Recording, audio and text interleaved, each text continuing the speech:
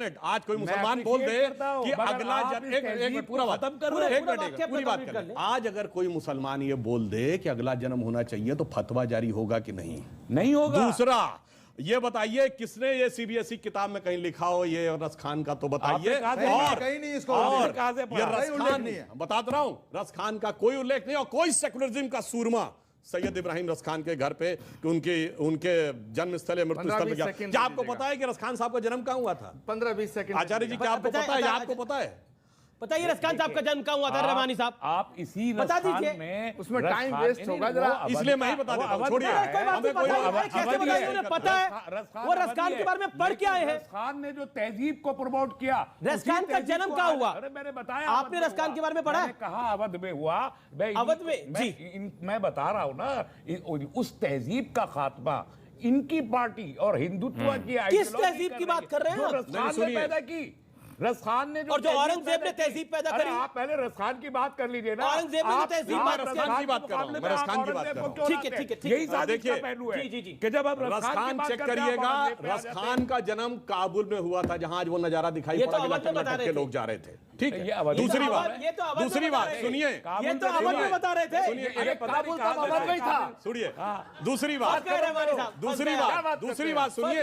रस खान की एक मिनट, रस खान की गहरी दृष्टि एक मिनट, रस खान की दृष्टि कहां तक थी?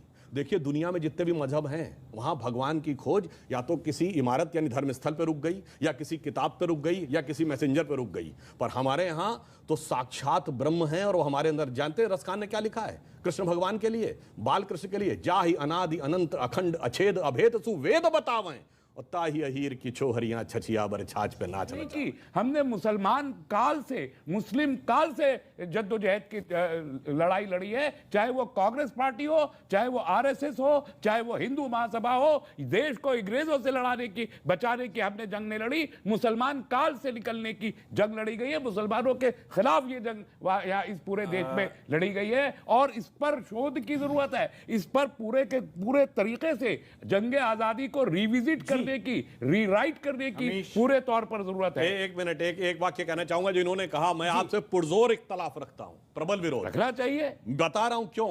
यह बताइए ब्रिटिश रूल क्या क्रिश्चियन काल था? अगर ब्रिटिश रूल क्रिश्चियन काल नहीं है तो मुगल रूल मुस्लिम काल कैसे हो गया? भाई मुगलों की वल्दियत शुरू होती है बाबर से। बाबर की मां मंगोल और बाप उज्बेक था। किसी मुसलमान के डीएनए का कोई मंगोल और उज्बेक डीएनए से कनेक्शन नहीं है। और मैं बता रहा हूं, अलाउद्दीन खिलजी के बाद जितने मुगल बादशाह हुए, यानी जिनको आप मुस्लिम बादशाह कहते हैं, सबने बगदाद के खलीफा का खुतबा पढ़ के उसके बिहाफ पे शासन किया है। जैसे जितने वाइस रॉय हुए वो सब ब्रिटिश क्राउन के रिप्रेजेंटेटिव बन के शासन के। विदेशी शासन ये भी था, विदेशी शासन वो भी था। वो तो अगर ये नहीं कहते, आज भारत का क्रिश्चियन नहीं कहता कि ब्रिटिश शासन हमारा था, तो भारत का मुसलमान क्यों कहता है कि